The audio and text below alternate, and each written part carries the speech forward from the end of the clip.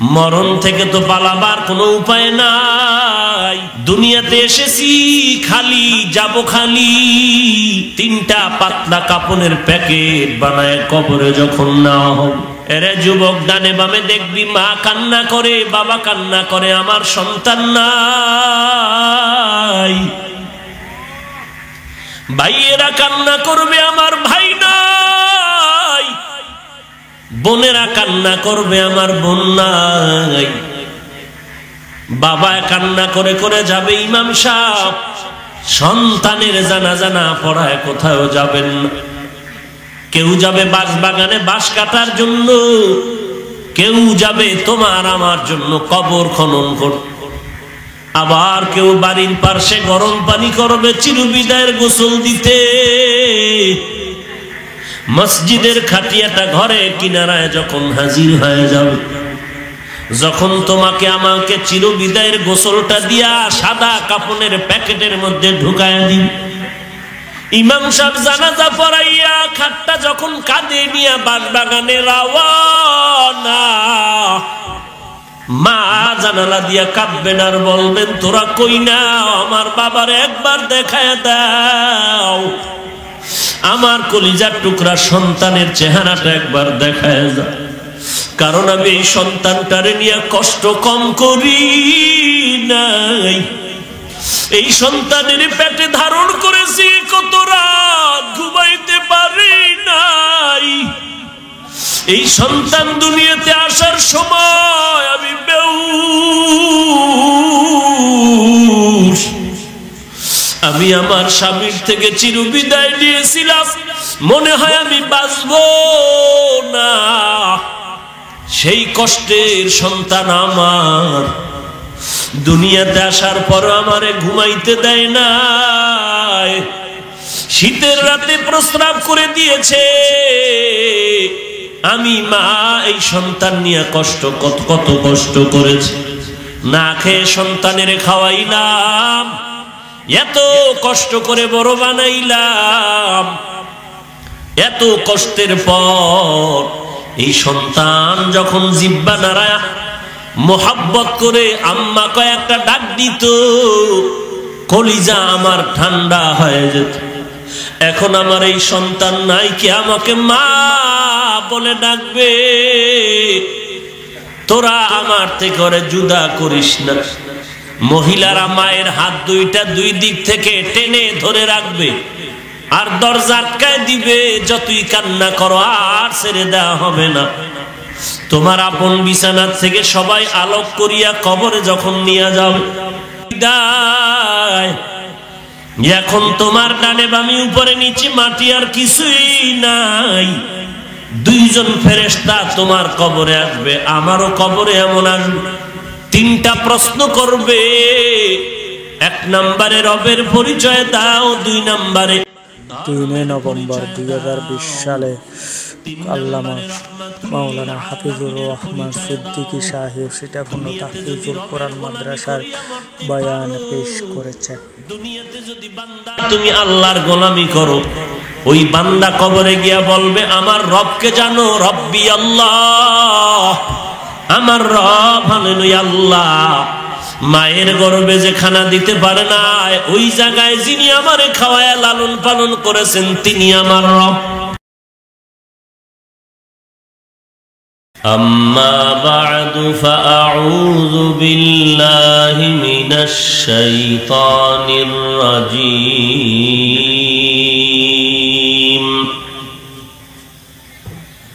বিসমিল্লাহির রহমানির রহিম।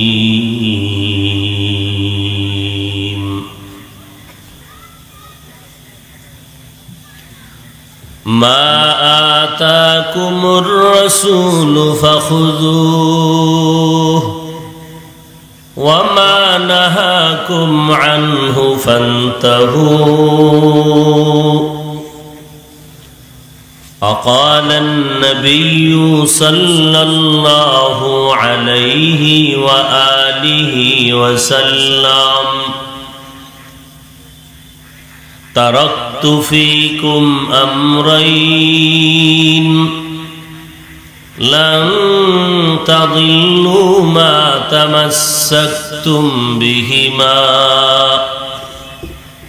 كتاب الله وسنة رسوله أو كما قال النبي عليه الصلاة والسلام. صدق الله مولانا العظيم وصدق رسوله النبي الأمي الكريم ونحن على ذلك من الشاهدين والشاكرين والذاكرين والحمد لله رب العالمين.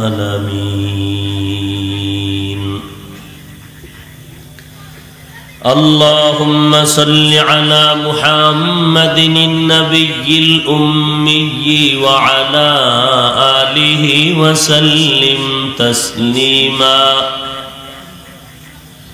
سبحانك لا علم لنا إلا ما علمتنا إنك أنت العليم الحكيم. رب اشرح لي صدري ويسر لي أمري واحلل عقدة من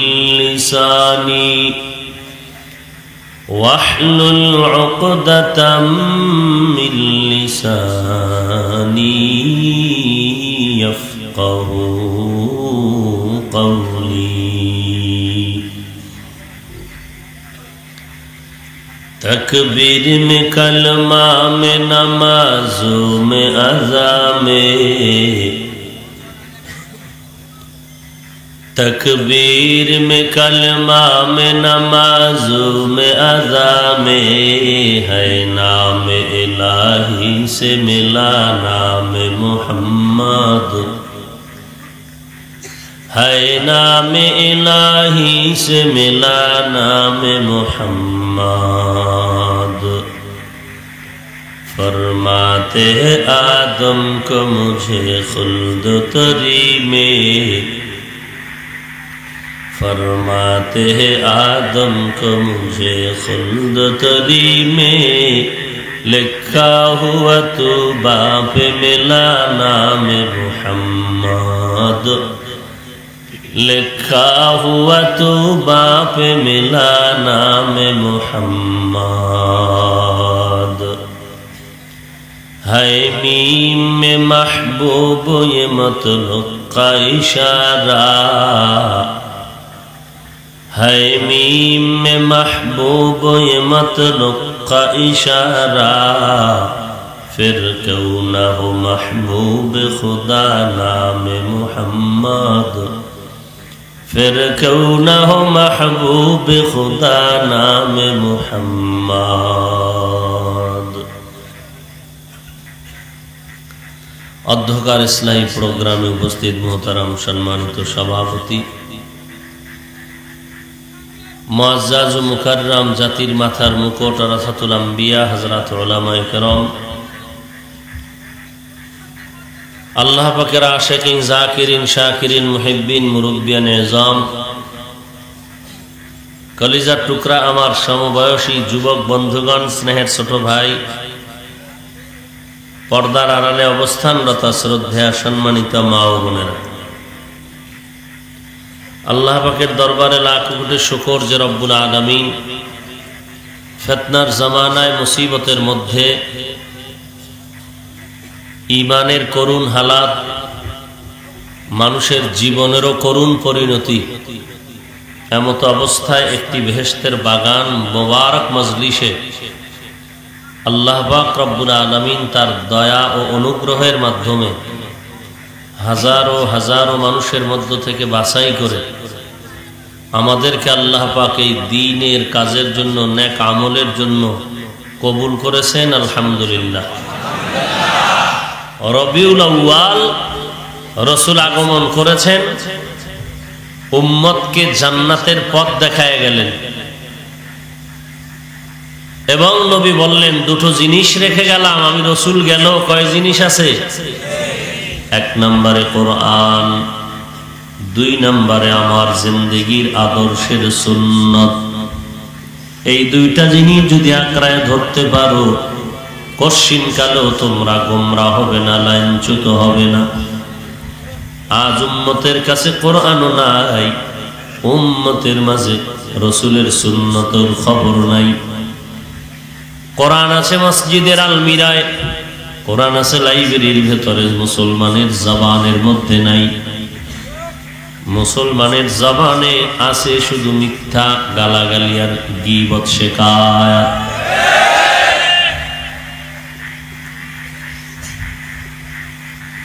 অথচ নবীর আদর্শ কত সুন্দর। নবীর আদর্শের মধ্যে মিথ্যার কোনো সুযোগ নাই। নবীজির আদর্শের মধ্যে কাউকে আঘাত করার কোনো সুযোগ নাই। নবীজির আদর্শের মধ্যে কারো হক নষ্ট করার কোনো সুযোগ নাই। নবীজির আদর্শ এত সুন্দর, সারা দুনিয়ার মানুষের কাছে চ্যালেঞ্জ দেওয়ার মতো আদর্শ। কেমন আদর্শ আমার নবীর! দুনিয়ার জমিনে যত আদর্শের গান আমরা শুনতে পাই, এক কথায় যদি আমরা বলি সব দুনিয়ার আদর্শগুলো নাপাক, একমাত্র মদিনাওয়ালা নবীর আদর্শই হলো পাক। অন্যদের আদর্শ নাপাক কেন? মানুষটাই নাপাক। মদিনার নবীর আদর্শ পাক কেন? নবীজি কি জীবনে যার কোনো মিথ্যা নাই। অন্য যারা আদর্শের ফেরি করে, আব্রাহাম লিঙ্কনের আদর্শের গোলামি করে, মাও সেতুনের আদর্শের গোলামি করে, লেনিনের আদর্শের গোলামি যারা করে, কার্ল মার্ক্সের আদর্শের যারা গোলামি করে, এদের ওযু নাই, ইস্তেনজা নাই, পবিত্রতার কোনো চিন্তা নাই। আর আমার নবী কেমন পবিত্র! নবীজির ঘাম থেকেও মিশকের ঘ্রাণ পাওয়া যায়। নবী যে কোনো পথ দিয়ে কদম দিয়ে হেঁটে যাইতেন, হেঁটে যাওয়ার পরে দীর্ঘদিন ওই জায়গা থেকে, কদমের গোড়ার থেকে মিশকের ঘ্রাণ। যে নবীর শরীর মোবারকে মশা মাছি পড়া হারাম। আম্মা জান আয়েশা বলে নবীজির ঘাম আমরা বোতলে সংরক্ষণ করে রাখতাম, বড় বড় অনুষ্ঠানে আমরা আতর হিসেবে ব্যবহার করতাম। এই লোকের আদর্শ ভালো হবে না? আপনার আদর্শ ভালো হবে? আপনার ঘাম থেকে আতরের ঘ্রাণ পাওয়া যায়? তাহলে আপনি নিজেই তো না পান। মদিনার নবীর আদর্শ এতটাই যে পবিত্র, এতটাই যে ভালো, আজ এখানে এত মানুষ জমা হয়েছে একমাত্র নবীর আদর্শের কারণে, ভিন্ন কোনো কারণ নাই। আজ আমি যদি নবীর আদর্শের পোশাকটা ফালাইয়া এখানে বসি, কেউ আমার বয়ান শুনবে না। আর এই নবীর আদর্শের পোশাক নিয়ে যদি কেউ মাইকের সামনে বসে, এলেম কালাম না থাকলেও কেউ বিরোধিতা করবে না। নবীর আদর্শের এতটাই যে দাম, মাদ্রাসার বড় একজন প্রিন্সিপালও যদি শার্ট প্যান্ট টাই লাগায় বলে সীতাকুণ্ড বাজারের কেন্দ্রীয় মসজিদে কালকে জুমা পড়াবো, দুই একটা তাদের মতো নেমক হারামরা থাকবে, কিন্তু নবীর আশেক একজন নামাজ ওখানে পড়বে না। আর এলাকার রিক্সার ড্রাইভারি করিয়াও যদি নবীর পোশাক করিয়া মসজিদ গিয়া কানি আজকে জুমা পড়াবো, দুই একজন যদি বলে সমস্যা নাই, সবাই বলবে পড়াক, আমাদেরও কোনো সমস্যা নেই। এতটাই যে নবীর আদর্শের এত দাম। এই নবীর সুন্নত যার কাছে যত পরিমাণ আছে, সে তত শান্তি আর সম্মানে আছে। যার কাছে নবীর সুন্নত যেই পরিমাণ নাই, ওই বান্দাও তত শান্তি আর সম্মানে নাই। মা আতাকুমুর রাসূলু ফাখুযুহু ওয়া মা নাহাকুম আনহু ফান্তাহু। এরে বান্দা, নবীর যা নিয়ে আসছে তা গ্রহণ করে নাও। নবী উম্মতের দিয়ে গেছেন কোরআন, আকড়ায় ধরো। নবী উম্মতের গ্রহণ করার কথা বলেছেন, সুন্নত, সুন্নতের আমল করো। নবী যা নিষেধ করেছেন তা করবা না, তার থেকে ফিরে যাও। নবীর সুন্নতের বিরুদ্ধে চলা যাবে না, সুন্নতের বিপরীত লাইনে চলা যাবে না। আজ আমরা যারা নবীর সুন্নত মতে জীবনটা চালাইতেছি, মাথায় টুপি পরলাম, দাড়ি রাখলাম, পোশাক পরলাম, পর্দা করি, হালাল খাই, আমাদের তো বাজার করা বন্ধ হয় নাই, ঘুম বন্ধ হয় নাই, খানা দানা বন্ধ হয় নাই, মানুষের সামনে সমাজে চলাফেরাও বন্ধ হয় নাই, সব লাইনে চলার রাস্তা বন্ধ নাই, বিয়া শাদিও বন্ধ নাই, সন্তানাদিও বন্ধ নাই, লেখাপড়াও বন্ধ নাই, চাকরিও বন্ধ নাই, ব্যবসাও বন্ধ নাই। তাহলে বলো, তুমি নবীর আদর্শ মানলে তোমার সমস্যা কোথায়? কোথায় তোমার সমস্যা নবীর আদর্শ মানলে?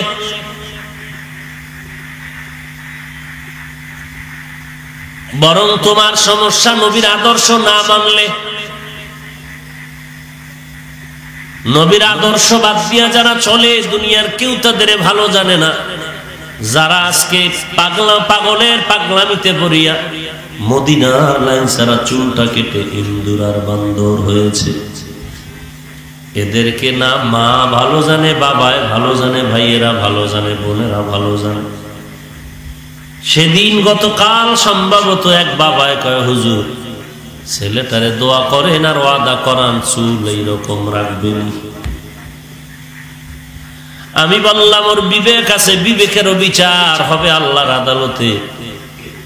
নিজের ভালো মন্দ বুঝিয়া কেন চালাকি করলি, মাস্তানি করলি? মরার পরে টের পাবি তোর মাস্তানির মজা কেমন। নমরুদ, হামান, কারুন, সাদ্দাত, ফেরাউন, এদের থেকে বড় মাস্তান কেউ হতে পারো নাই। এরা কত বড় চালাক, কত বড় বাহাদুর, কত বড় টাকাওয়ালা, ক্ষমতাওয়ালা। এরা সারা দুনিয়ার রাশিয়া, আমেরিকা, যত ক্ষমতাধর শক্তি আছে সব যদি এক পালায় দেওয়া হয়, ফেরাউনের ক্ষমতার সমান হবে না। 40 বছরে যেই ফেরাউনের অসুস্থতা হয় নাই, এত ক্ষমতার দাপট। একটু নজর করে দেখো, সেই ফেরাউনের লাশ আজকে মাটির নিচে নাকি মাটির উপরে? উপরে কোথায়? মিশরের মধ্যে আজও ফেরাউনের লাশ পড়ে আছে, মশা মাছি ঘৃণা করে কাছে যায় না, পচেও না,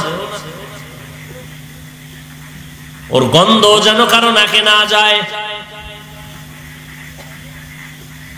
সারা দুনিয়া খুঁজো, মুসলমান নয়, একটা বেঈমানের ঘরে সারা দুনিয়া তালাশ করে পাইবানি কারো নাম মিস্টার ফিরআউন, নমরুদ, সাদ্দাত, কারুন, হামান, আবু জাহাল। বলেন 1 লাখ টাকা দিব, মাসে নাম রাখবি মিস্টার ফেরাউন, রাখবে না?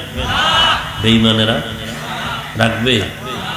বেঈমানেরা যদিও রাখবে না, তবে সন্দেহ লাগে বেহায়া মুসলমান হয়তো রাখতে পারে, কারণ মাসে পাবে 1 লাখ।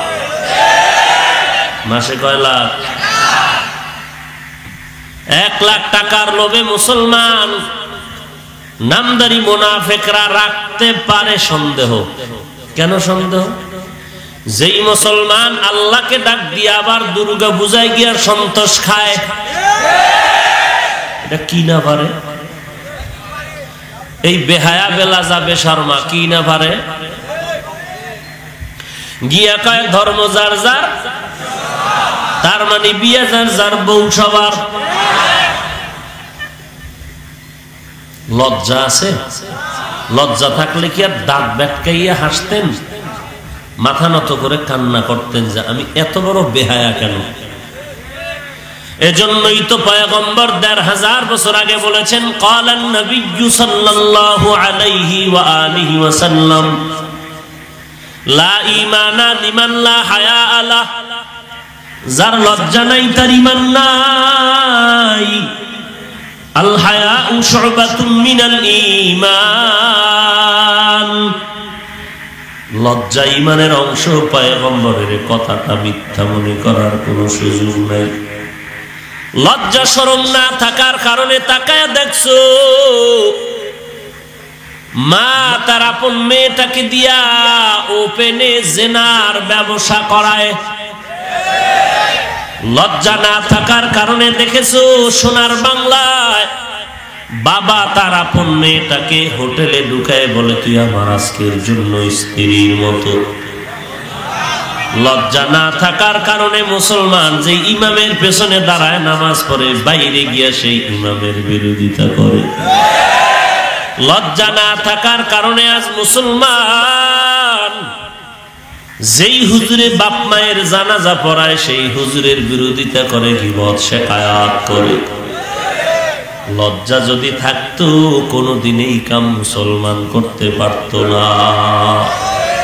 লজ্জা না থাকার কারণে টেলিভিশনের পর্দায় মা মেয়ে বাবা ছেলে সব একত্রিত হইয়া অর্ধুলঙ্গ নাচ গানার নাটক দেখে। লজ্জা যদি থাকতো রে মুসলমান, তাহলে জুমার নামাজে গিয়া ইমামের সাথে সালাম ফিরাইয়া সুন্নত না পড়িয়া নামাজি বান্দার সামনে দিয়া দৌড়াইয়া বের হতে পারত না। পারত? এরে নবীর আশিক, তুই ফেরাউনের নাম দুনিয়াতে কেউ রাখতে চায় না। আজ একটা মানুষ জমিনে নাই যেই মানুষটা ফেরাউনের নাম স্মরণ করে। আল্লাহ যদি কোরআন শরীফের মধ্যে বেঈমানদের নাম না লিখতেন, দুনিয়াওয়ালারা জানতো না যে ফেরাউন নামের একটা হলুমান জগতে ছিল। কোরআনে নাম থাকার কারণে জানলো এই বেঈমান। এরে নবীর আশিক, এদেরকে দেখে দেখে একটু শিক্ষা নাও। ফেরাউনের টাকারও অভাব ছিল না, ক্ষমতার অভাব ছিল না। কি পরিমাণ টাকা পয়সা ক্ষমতা ছিল! এদের ইতিহাস যদি আপনারা দেখেন, লম্বা আলোচনা। আল্লাহ কোরআনেও বিবরণ দিয়েছেন কি পরিমাণ ক্ষমতাধর ছিল ফেরাউন। আজকে তার লাশটা মাটিতেও গ্রহণ করে নাই, তাদের নাম পর্যন্ত কেউ রাখতে চায় না। কি পরিমাণ ঘৃণা! ওই লাইনেও যদি যুবক তুমি চলো, দেখো তুমি তার পরিণাম ফলটাই তোমার হয়ে যাবে, সন্দেহ নেই। বিপরীতে তাকায় দেখো, আম্বিয়া কেরামদের নাম নেওয়ার মতো মানুষ এই জমিনে আছে না নাই? সাহাবায়ে কেরামদের নাম নেয়ার মানুষ আছে না নাই? আউলিয়া কেরামদের নাম নেওয়ার মানুষ এই জমিনে আছে না নাই? মাদ্রাসার নাম, আম্বিয়া কেরামের নামে নাম, মসজিদের নাম, নবীদের নামে নাম, সন্তানের নাম সাহাবীর নামে নাম, সন্তানের নাম আউলিয়া কেরামের নামে নাম, খাজা মঈনুদ্দিনের নামে সন্তানের নাম, বড় পীরের নামে সন্তানের নাম, শাহজালালের নামে সন্তানের নাম, শাহপরান, শাহ আমানত, শাহ মাখদুমের নামে সন্তানের নাম। মানুষ স্মরণ করে। ওয়াজ করুনি রহমাতুল্লাহ আলাইহির নামে দোয়ার মাহফিল, বড় পীরের নামে দোয়ার মাহফিল, হাটহাজারীর হুজুরের নামে দোয়ার মাহফিল, বড় বড় আল্লাহওয়ালাদের নামে দোয়ার মাহফিল। এরে বান্দা, এত স্মরণ কেন মানুষ করে? ভারতের মধ্যে যদি এখনো যাও, প্রত্যেকটা হিন্দুর কলিজার মধ্যে মঈনুদ্দিনের মোহাব্বত আছে, নাম আছে। কেন? বাবা মঈনুদ্দিন কোটি টাকার মালিক ছিল, দিল্লির বড় রাজা ছিল না, না, তারা টাকাওয়ালা ছিল না। কোমরে গামছা বাঁধিয়া কালেমার খেদমত করেছেন। 3 বেলাও খানা পান নাই, রাতের বেলা ঘুমাতে পারেন নাই, ভাঙা চূড়া ঘরের মধ্যে কোণে বসে আল্লাহর কাছে কান্নাকাটি করেছে। বড় কোনো বিল্ডিংও তাদের ছিল না, এত কষ্ট করে করে জিন্দেগি চালিয়েছে। আর সারা দুনিয়াতে তাদের এত সুনাম কেন? টাকার আর ক্ষমতার কারণে নয়, একমাত্র নবীর আদর্শের কারণেই।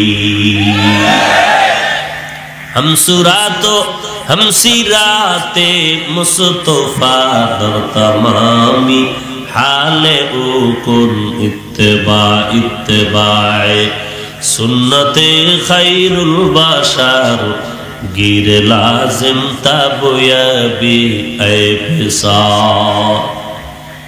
যুবক, আজকে বাড়িতে গিয়া বালিশে মাথা লাগাইয়া বাতি নিবায় যখন ঘুম যাও, আমি তোমার পায়ে হাত রেখে বিনয়ের সাথে বলতে চাই, 1 মিনিট একটু চিন্তা করবা একা একা। তুমি কি ফেরাউন, নমরুদ, হামান, সাদ্দাত, কারুনের লাইনে আছো, নাকি তুমি আম্বিয়া কেরাম, সাহাবায়ে কেরাম, আউলিয়ায়ে কেরাম গণের লাইনে আছো? যদি তোমার দিলের ফতোয়া আসে, হ্যাঁ তুমি ফেরাউন, নমরুদ, হামানের লাইনে চলো, তাহলে তোমার পরিণাম ফল তাদের মতো হবে, এটাই তোমার ফাইনাল রেজাল্ট। আর যদি তুমি দেখো না তুমি খাজা মঈনুদ্দিনের লাইনে আছো, আল্লাহওয়ালাদের লাইনে চলো, ইনশাআল্লাহ আশা করা যায় তুমি না থাকলেও জমিনের মানুষ তোমার মোহাব্বত করে দোয়া করবে। এলাকার মুরব্বীরা বলবে, আহ একটা ছেলে ছিল রে, স্কুল কলেজের বহু ছাত্র দেখছি, তবে ওর মতো ভদ্র কাউরে দেখি নাই। দেখলেই সালাম দিত, দেখলেই জুতাটারে আগায় দিত, মুখে মুখে কথা বলতো না, মাথা নিচে রাইখা কথা বলতো, আমগো সামনে বেদবি করে নাই, বাজে পোলাপানের সাথে আড্ডা দেয় নাই, এটাই বড় দোয়া। আবার মুরব্বীরা কয় অমুকে নাকি, বলে বাদ দে, বড় বেয়াদব, মুরব্বীরে সম্মান দিয়ে কথা বলে না, এটাই বড় দোয়া। দোয়াও বুঝে না বাঙালি, বড় দোয়াও বুঝে না, মনে করে আমি যেরকম চলি এটাই আসল। কার বড় দোয়ায় কি হবে, কার বড় দোয়ায় কি হবে এটাও তুই জানো না, কে বড় দোয়া দিবে আর লাগবে তাও জানো না, দেখবি এক সময় জিন্দেগি শেষ। এক সময় দেখবি জিন্দেগি শেষ। বলে কেমন? বলে ভর্তি হইতেছো কিন্তু ভর্তি টিকে না, টিকছে লেখাপড়া হয় না, লেখাপড়া হচ্ছে কিন্তু পরীক্ষার ফলাফল তোর কপালে ভালো না, ফলাফল মোটামুটি আসছে কিন্তু চাকরি হয় না, টাকা দিতেছো চাকরি হলেও কিন্তু বেতন আসে না, বেতন আসলে কি হবে? তুই খাইতে পারবি না, অকাল মরণ অকাল। তোর টাকা খাইবে অন্যরা, ঘরের মধ্যে শান্তি নাই। তুই যে আলেমরে গালি দিছো, তুই যে কোরআনওয়ালারে জ্বালাইছো, তোর কপালে এমন একটা বউ ঘরে আসবে, সে তোর মরণ পর্যন্ত জ্বালাইবে। তখন তুই দোষ দিবি কোন হুজুরে? আল্লাহ কয় তুই মারছো দিকে, আমি মারবো অন্যদিকে। ওয়ামা কারু ওয়ামা কারাল্লাহ ওয়াল্লাহু খায়রুল মাকিরিন।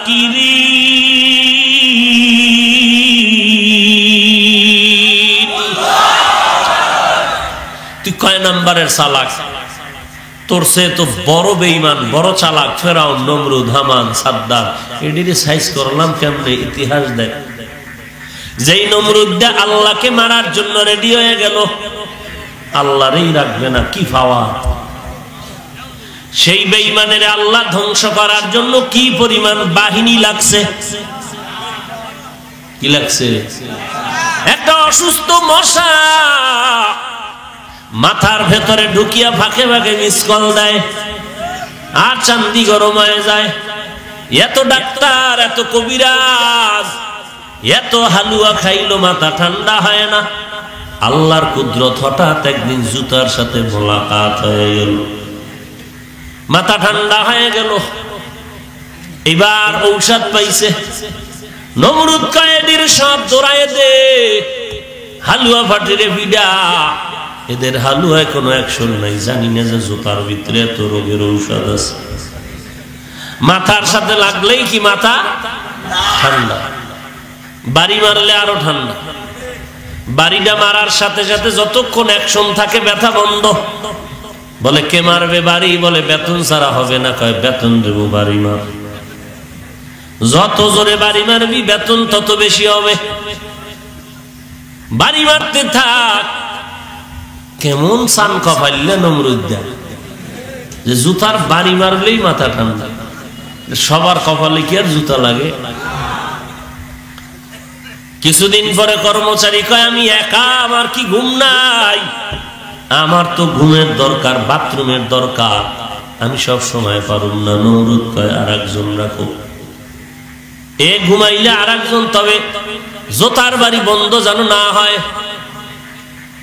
অল টাইম জোতার বাড়ি চলতে থাকবে, তারপরও জোতার বাড়ি বন্ধ করা যাবে না।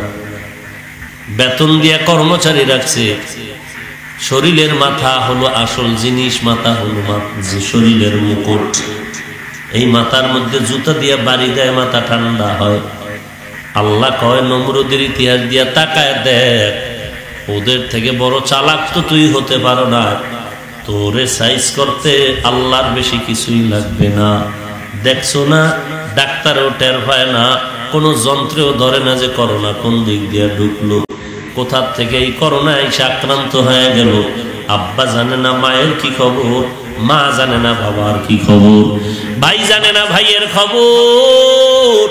একসাথেই চলতেছে, কিন্তু বোঝা যায় না কে অসুস্থ কে সুস্থ।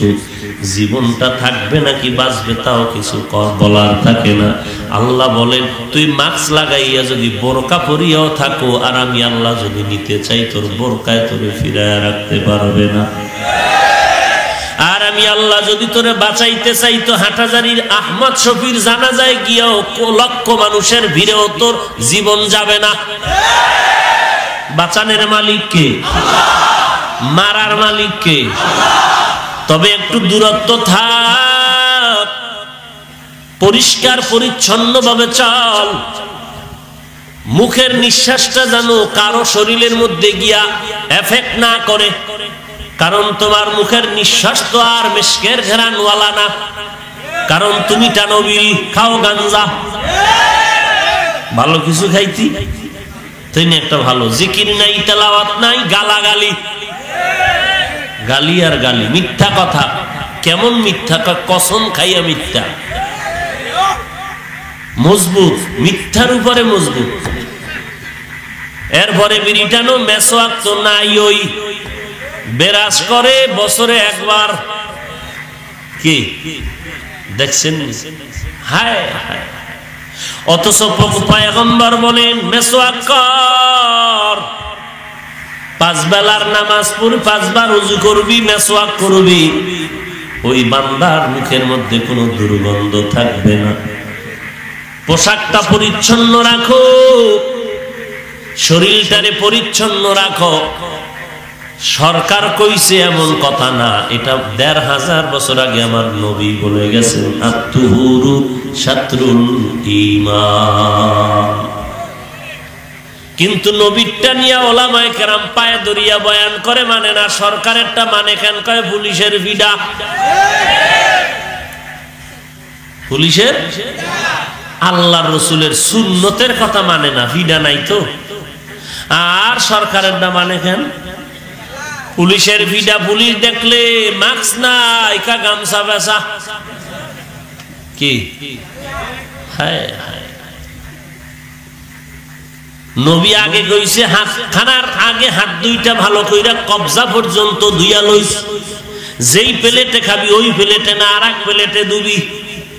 নিজের প্লেটটায় হাত দিয়া দুবি না, অন্য পাত্রে হাতের কবজা দোনোটা ধুইয়া এরপরে খানা খাইতে বসবি রে বান্দা।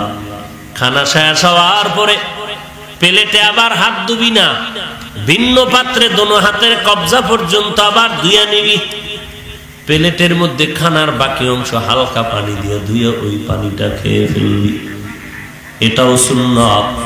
খানার একটা অংশ যদি পড়ে যায় দস্তারখান থেকে উঠায় খাবি, এটাও সুন্নাত। কারণ খানার মধ্যে আল্লাহর রহমত নাজিল হয় ডাইরেক্ট, হালাল খানার ভিতরে। বুঝেন না? এরে নবীর উম্মতের দল, নবী তো ১৫০০ বছর আগে পরিষ্কার আর পরিচ্ছন্নতার বয়ান করেছেন। আল্লাহ পবিত্র, মানুষ পবিত্র হয়ে চলো। মুসলমান ৫ বেলা রোজু বানায়, শরীর লাগে ফ্রেশ তাজা। মদিনার নবী বলেন, কেউ যদি বাড়ির সামনের কূপের মধ্যে ৫ বার গোসল করে, ওই বান্দার শরীরে যেমন ময়লা থাকবে না। যারা ৫ ওয়াক্ত নামাজ ওযু বানায় পড়বে, তাদের আমল নামায় গুনাহের কোনো ময়লা থাকবে না।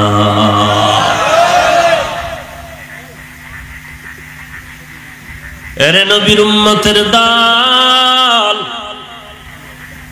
আল্লাহর নবী বলেন, দুটো জিনিস রেখে গেলাম, কোরআন আর নবীর সুন্নাত আঁকড়ায় ধরো। আজ আমাদের কাছে নবীর সুন্নত নাই। যদি থাকতো তো বেঈমানেরা আমাদের সামনে কথা বলতে পারতো না। সুন্নত তো নাই, ওই আবার কেউ যদি সুন্নতের আমল করে তাও অনেকে সহ্য করতে পারে না।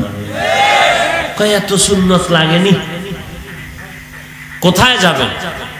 হাইওয়ে রোডে দৌড়াচ্ছি, প্রস্রাব করার মতো বৈশা প্রস্রাব করার কায়দা নাই বললেই চলে। সব জায়গায় দাঁড়ায় প্রস্রাব করো। এক হোটেলে ঢুইকা চিন্তা করলাম তো বাথরুমে গেলেও তো বৈশা করার কায়দা আছে। কয় না না, এখন ওখানে বাংলা কমট নাই, সব ইংরেজি কমট লাগাইছে। সব এখন স্ট্যান্ডার্ড হয়ে গেছে, কেউ বসতে পারবে না। বড় কপাল খারাপ। চেয়ার টেবিলে বসিয়া খানা খাওয়া ছাড়া উপায় নাই। খানার প্লেটটা চেটে খাওয়া সুন্নত, দুনিয়াদারেরা কয় অভদ্রতা, সুন্নতের কয় অভদ্রতা। আর অভদ্রতারে বানাইছে ভদ্রতা। মেসওয়াক যদি করি কয় অভদ্র, বেরাস করলে কয় ভদ্র। লঙ্গি পাজামা যদি গিরার উপরে উঠাইয়া পরি কয় অভদ্র। রাস্তার ময়লা কাঁচায় নিলে কয় ভদ্রতা। কোথায় গেল নবীর সুন্নাত? নবীজির এই সুন্নাত যে রেখে গেলেন, এগুলো আমল করবে হিন্দু ভাইয়েরা, বৌদ্ধ খ্রিস্টান ইহুদিরা। বলো কারা পালন করবে? মুসলমান। কোন দিন? প্রতিদিন। কোন দেশের মুসলমান? Indian, Lebanon, London, American. কোন দেশে? ও বাংলাদেশের। সারা বিশ্বের। শুধু সীতাকুণ্ড মুসলমান ব্যতীত কিনা? আপনাদেরও আপনাদেরও লাগবে। চুলগুলো কেন বেঈমানের সাইজে? দাড়ি কেন রসুলের তরিকায় নাই? পোশাক কেন রসুলের তরিকায় নাই? কি না মজা লইতেছেন? মজা? হ্যাঁ, ইসলামটা পাইছেন কি কি মনে করতেছেন? মন চাইলে মানলাম, না মন চাইলে না। এত হালকা মনে করলেন ইসলামটাকে? হাসির পাত্র মনে করলেন? মন চাইলে মানলাম, না মন চাইলে নাই। ও ভাই দস্তারখানদার, দূর হুজুর প্রতিদিন লাগেনি। পরিবেশ বুঝা চলতে হয়, দস্তারখান ছাড়াই চালায়। লজ্জা। যদি বলি চেয়ার টেবিলে খাবো না, সবাই মনে করে একটা অভদ্র মানুষ। ঠেকলে ভিন্ন কথা, কিন্তু যতক্ষণ ঠেকবো না ততক্ষণ তো সুন্নতের আমল ছাড়ার কোনো উপায় নাই। নবীজির যুগে চেয়ার টেবিল থাকার পরেও নবী কখনো চেয়ার টেবিলে খানা খাননি। শুধু চেয়ার টেবিলে খানা খাননি এতটুকু না, কখনো খানা খাইতে বসে আসন করেননি। একদিন নবী আসন দিয়া বসছেন খেতে, জিবরাইল আমিন কয় অহংকারীরা এমন খায়, এভাবে বসবেন না। বুঝেননি? আর আমরা তো এখন খাচ্ছি, খাদক নামের বাঙালি আমরা। খেতে খেতে খেতে খেতে বুক গলা আর ভিতরে যায় না, চাবাইতেছে, গিলায় না, এরপরও দাও দাও, ফালায় দিলে আর সমস্যা কি?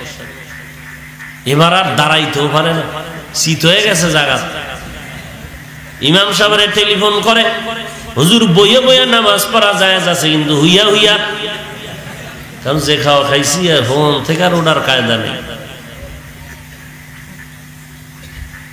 এই হলো আমাদের হালাত। আর যারা একটু মোটামুটি মসজিদে যাওয়া শিখছে, এরা গিয়ে চেয়ারম্যান হয়ে যায়, মসজিদ গিয়ে কি হয়ে যায়? আরে বাপরে বাপ, ভিআইপি চেয়ারে বইয়া বিনা ভোটে পাস চেয়ারম্যান। জুমার বয়ান চলে, হে ঘুমায়, কি ঘুম!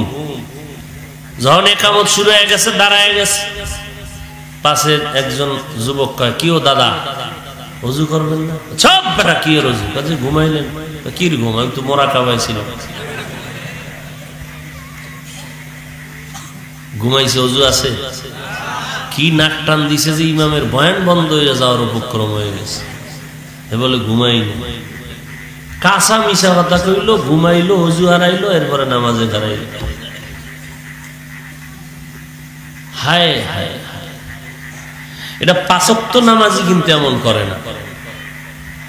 এরা করে যে মাঝে মাঝে মসজিদে যায়, সূরা কেরাত পারে না, নামাজটা পড়ে মানুষের দেখানোর লাগি। মানুষে কি কইব, আমি আজি সাহেব, মানুষে কি কইব, এই জন্য নামাজ। এই জন্য আল্লাহ কইছে, নামাজ যারা পড়বে তারা জান্নাতি। নামাজ মানুষকে খারাপ কাজ থেকে ফিরায় রাখবে নামাজ। আবার ওই আল্লাহ পাক কোরআনে বলেন, নামাজি ওয়াইল নামক জাহান্নামী। দেখছেন নি?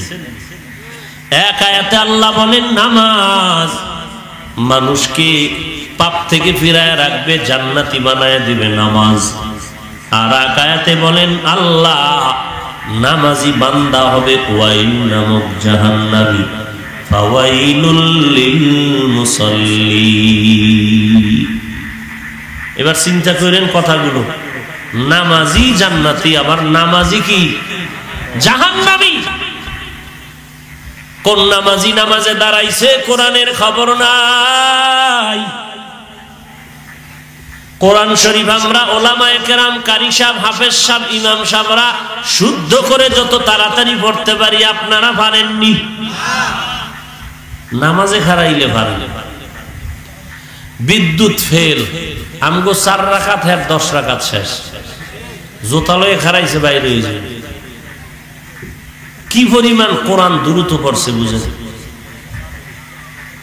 আমগো থেকে চালু, দেখছেন রমজানে 1 খতম দিতে আমগো ধুম, এর মধ্যে সবে কদরের রাইতে ওরে বিশাল সিডি, অমুকের মেয়ে 13 খতম, অমুক আম্মাজান 16 খতম, অমুক জন 24 খতম।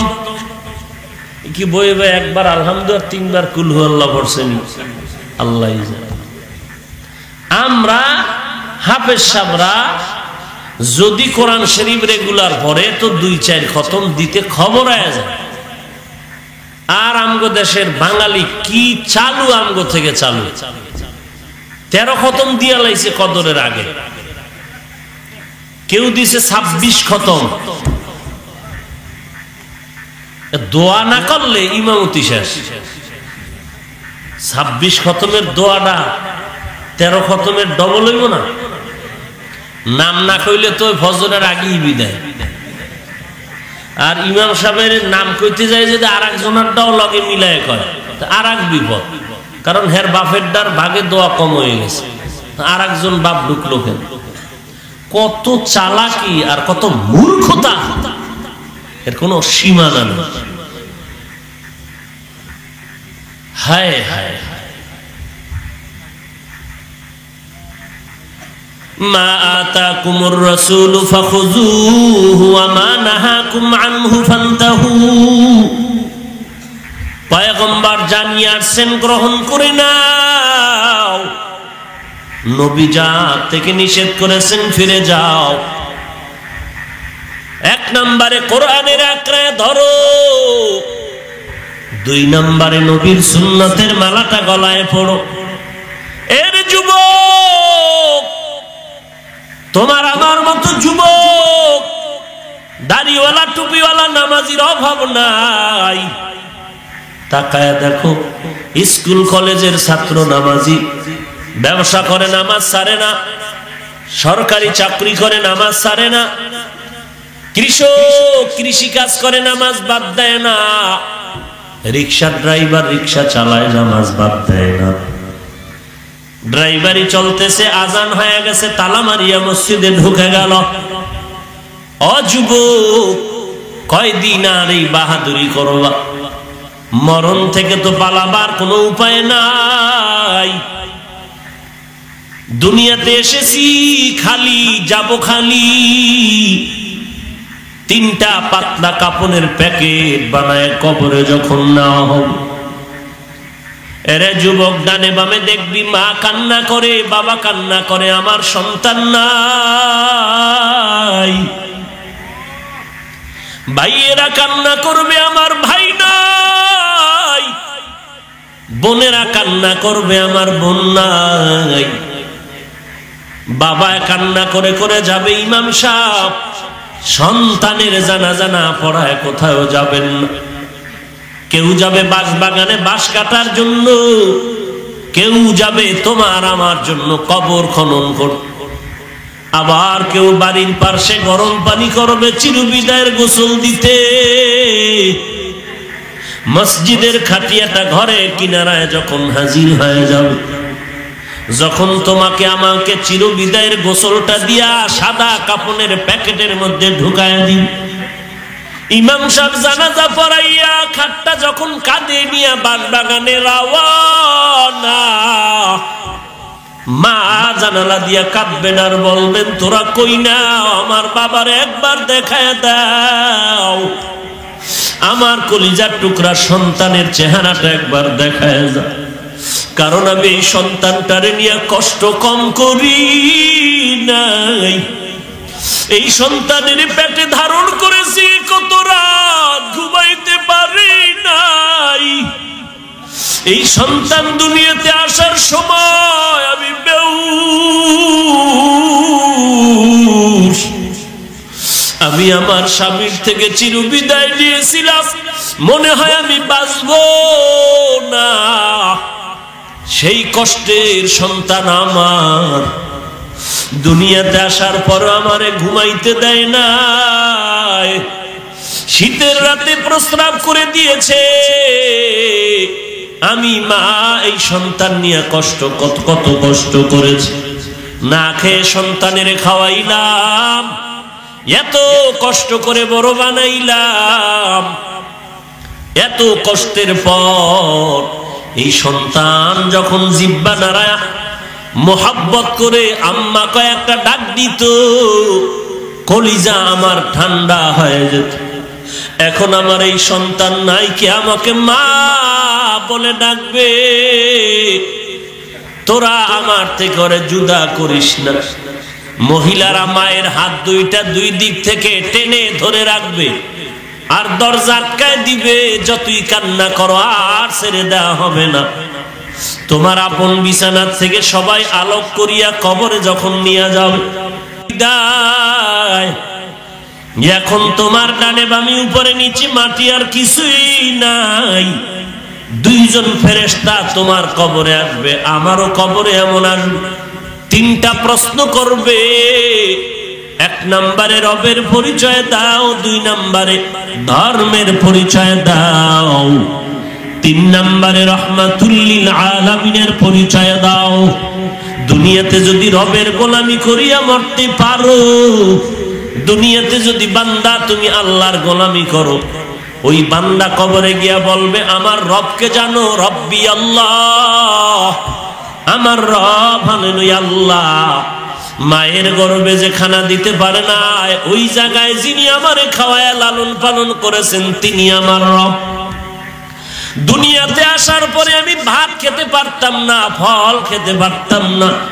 মায়ের বুকে এমন সুন্দর পিওর দুধের ব্যবস্থা যিনি করেছেন, তিনি আমার রব। আমার দাঁত ছিল না, যিনি দাঁত দিছেন তিনি আমার রব।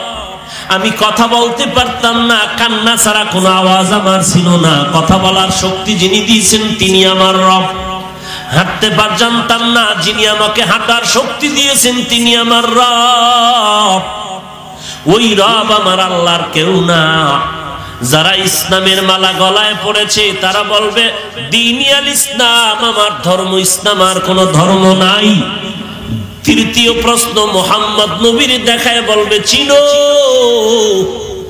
যেই নবীর উম্মতেরা দুনিয়াতে নবীর সুন্নতের মালাটা গলায় লাগাইয়া চলতো, ওরে বাবার বিরুদ্ধে কথা বললে সহ্য করতে যেমন পারতো না, ওই নবীর আশিক শুধু নবীর সুন্নতের মালা গলায় লাগায় নাই, নবীর বিরুদ্ধে কোন বেঈমান যদি কথা বলতো, বান্দা পাগড়ি মাথায় নিয়া জীবনটাকে বাজি রাইখা ময়দানে বেঈমানের ফাঁসির আন্দোলনে চলে যাইতো।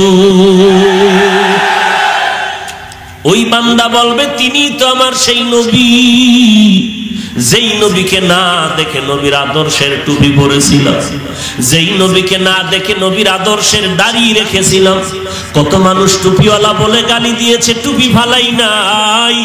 কত মানুষ দাড়িওয়ালা বলে গালি দিয়েছে, তারপরও দাড়ি ফালাই নাই। কত মানুষ নবীর বিরুদ্ধে কথা বলছে, কিছুই বলি নাই। এত কষ্ট করে করে জীবনটারে কাটিয়েছে।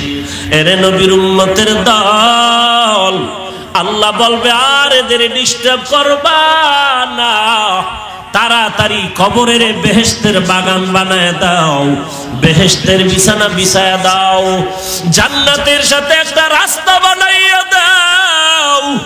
জান্নাতের হাওয়া বাতাস কবরের মধ্যে ঢুকবে, আর বান্দা আরামে ঘুমাইবে যেন কষ্ট না হয়।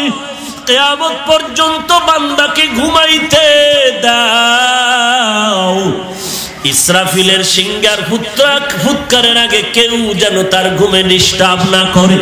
পক্ষান্তরে যারা গুনাহগার হইয়া কবরে যাইবারে মুমিন, আল্লাহর গোলামি করো না, রবের হুকুম মতো চলো না, ইসলাম ধর্ম মানো না, নবীর সুন্নতের লাথি মেরে ফালায় দিয়েছো, আলেমদের গালি দিয়েছো, আর বলছো আলেমরা টুপির কথা কয়, টুপি পরবো না, কার শক্তি আছে পরাবে? আলেম ওলামারা পর্দার কথা বলে, পর্দা করবো না, কার শক্তি আছে পর্দা করাবে? আলেম ওলামারা নামাজ পড়তে বলে, নামাজ পড়বো না, কার শক্তি আছে আমাকে নামাজি বানাবে? কবরে যাওয়ার পর যখন তোমাকেও প্রশ্ন করা হবে, রবের পরিচয় দাও, ধর্মের পরিচয় দাও, রহমাতুল লিল আলামিনের পরিচয় দাও। নাফরমান গুনাহগার বলবে লা আদরি লা আদরি লা আদরি, আমি কিছুই জানি না, কিছুই জানি না। আল্লাহর অর্ডার হয়ে যাবে, এ ফেরেশতা, এই বান্দারে আর সুযোগ দেওয়ার কোনো লাভ নাই। জীবনে আমি আল্লাহ কম সুযোগ দেই নাই, জমিনের মধ্যে এত নাফরমানি করেছে, আমি আল্লাহ রাগ করিয়া পানি বন্ধ করি নাই, বাতাস বন্ধ করি নাই। আমার দেওয়া পানি আমার দেওয়া বাতাস, আমার দেওয়া সূর্যের আলো, আমার দেওয়া চাঁদের আলো সব ভোগ করিয়া আলেমদের কথা মতো নামাজ পড়ে নাই, আর সুযোগ দেওয়া যাবে না। দেরি না করিয়া জাহান্নামের বিছানাটা কবরে বিছাইয়া দাও, জাহান্নামের সাথে একটা রাস্তা বানাইয়া দাও। আর আল্লাহ বলবে রে কবরের মাটি, কবরের দুই পার্শ্বের মাটি সজোরে এই বেঈমানটারে জোরে চাপ দাও। কবরের মাটি এমন জোরে চাপ দিবে, চাপের সঙ্গে সঙ্গে পাঁজরের হাড়গুলো চুরমার হয়ে যাবে। একটা নয়, দুইটা নয়, 70 থেকে 99টা সাপ কবরের মধ্যে চলে আসবে। এরে নবীর উম্মতের যুবক, ও পর্দার আড়ালের মা বোনেরা, দুনিয়াটা কিছুই না। কিসের সন্তানের মায়া, কিসের স্ত্রীর মায়া, স্বামীর মায়া। দুনিয়ার থেকে বিদায় কালে একা, মায়ের গর্ভে ছিলাম একা, কেউ ছিল না আমার আল্লাহ ছাড়া। তওবা করিয়া আল্লাহর কাছে ক্ষমা চাও।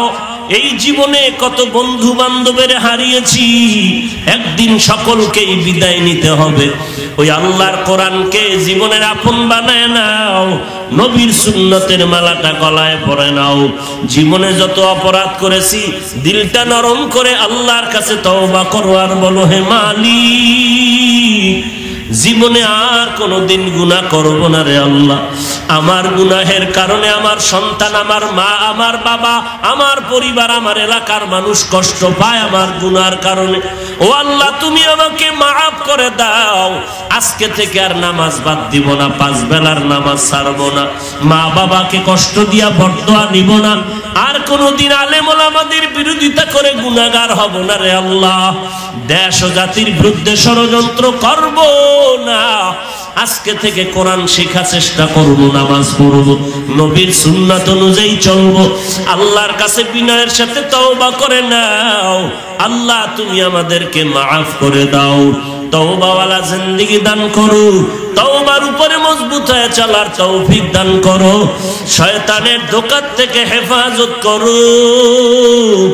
আয় আল্লাহ, গুনাহমুক্ত জিন্দেগি দান করো, সুন্নতের আমল করার তৌফিক দান করো। আমিন। আলহামদুলিল্লাহি রাব্বিল আলামিন। রব্বানা যালামনা আনফুসানা ওয়া ইল্লাম তাগফির লানা ওয়া তারহামনা লানাকুনান্না মিনাল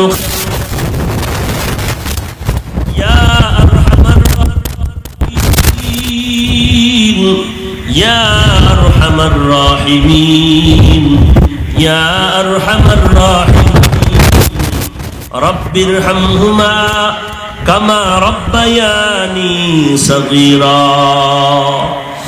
اللهم إنا نعوذ بك من البرص والجنون والجذام ومن سيء الأسقام. اللهم إنا نعوذ بك من البرص والجنون والجذام ومن سيء الأسقام. اللهم إنا نعوذ بك من البرص والجنون والجذام ومن سيء الأسقام. ربنا هب لنا من أزواجنا وذريتنا قرة أعين واجعلنا للمتقين إماما. ربنا وآتنا ما وعدتنا على رسلك ولا تخزنا يوم القيامة إنك لا تخلف الميعاد. ربنا لا تزغ قلوبنا بعد إذ هديتنا وهب لنا من لدنك رحمة إنك أنت الوهاب. ربنا آتنا في الدنيا حسنة وفي الآخرة حسنة وقنا عذاب النار. দয়ার মালিক, এত কষ্টর ভেতরও আপনার বান্দারা আপনাকে ভুলিয়া যায় না রে আল্লাহ। আরামের বিছানা সারিয়া বৃষ্টি কাদা পানির মধ্যে বসারও জায়গা নাই, দাঁড়ায়া দাঁড়ায়া কোরআন সুন্নাহর কথা শুনছেন রে আল্লাহ। দেওয়ার মতো আমাদের হাতে কিছুই নাই। আপনার কুদরতের কাছে তো কোনোটার অভাব নাই। আয় আল্লাহ, কাউকে খালি ফিরাইয়া দিয়েন না রে মালিক। কিছু দেন আর না দেন, অন্তত আমাদের সকলের সিনার ভেতরে হেদায়াতের নূর দান করেন আল্লাহ। আয় আল্লাহ, আয়োজনকারীদের কবুল করে নেন, সহযোগিতা যারা করেছে কবুল করে নেন। আয় আল্লাহ, সারা দুনিয়াবাসীকে মহামারীর থেকে চিরমুক্তির ব্যবস্থা করে দেন। এই দেশ শান্তির দেশ বানায় দেন। সরকার প্রশাসনে যারা আছে, জনপ্রতিনিধির দায়িত্ব যারা পালন করে, সবাইকে দিনদার বানায় দেন। আয় আল্লাহ, সমস্ত মসজিদ মাদ্রাসাগুলো কবুল করে নেন। আয় আল্লাহ, যা প্রয়োজন গায়বী খাজানার থেকে ব্যবস্থা করে দেন। আয় আল্লাহ, উলামায়ে আহলে হক এক বানায় দেন। নবীর দুশমনদের হেদায়েত দান করেন। আয় আল্লাহ, বাতিলের মোকাবেলায় বিজয়ী করে দেন। জালেম দুশমন মুনাফিকের বদনজর থেকে হেফাজত করেন। আয় আল্লাহ, মা বোনদের পর্দানিশী বানায় দেন, ছেলে সন্তান নেককার বানায় দেন। আয় আল্লাহ, সবাইকে সহিভাবে কোরআন পড়ার তৌফিক দান করেন। 5 ওয়াক্ত নামাজ বা জামাত আদায়ের তৌফিক দান করেন। উলামায়ে হযরতদের আমিন কবুল করে নেন, মুরব্বীদের আমিন কবুল করে নেন, ছাত্র ভাইদের আমিন, যুবকদের আমিন কবুল করে নেন, মা বোনদেরকে কবুল করে নেন। আয় আল্লাহ, মোবাইলের গুনাহের থেকে সবাইকে হেফাজত করেন, মোবাইলের গুনাহের থেকে বেঁচে থাকার তৌফিক দান করেন, মোবাইলের গুনাহের থেকে বেঁচে থাকার তৌফিক দান করেন। আয় আল্লাহ, আমরা যারা হাত তুলেছি অনেকের মা নাই, বাবা নাই, অন্ধকার কবর থেকে দোয়ার অপেক্ষায়, জানি নাই ময়দানে কারা ইয়াতীম। আয় আল্লাহ, আমরা ধর্মীয় লাইনেও বড় অসহায়, আমাদের মুরব্বীরা এক এক করে বিদায় নিয়ে চলে গেল। আয় আল্লাহ, আমরা যাদের ছায়ায় চলতাম, যাদের পরামর্শ নিয়ে দিলটাকে সান্ত্বনা দিতাম, আয় আল্লাহ, আমরা ডানে বামে অসহায়ের মতো হয়ে গেছি। বেঈমানের চতুর্দিক থেকে আক্রমণ, আয় আল্লাহ, আমাদের ঈমানি শক্তি বাড়ায় দেন।